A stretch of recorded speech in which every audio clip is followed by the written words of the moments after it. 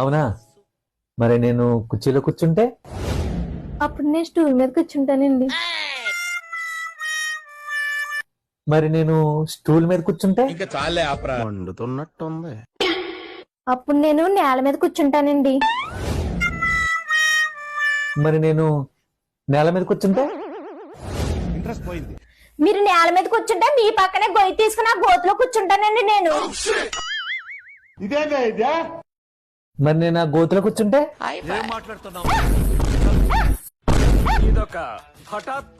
ఏదో ఇందాక నుంచి మా అమ్మ గౌరవం అందని చెప్పి గౌరవిస్తుంటే బుర్రట్టుకు తినేస్తున్నావు.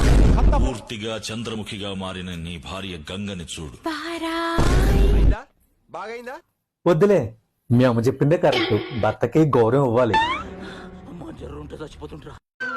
శ్రీకారం చుట్టుకుంటే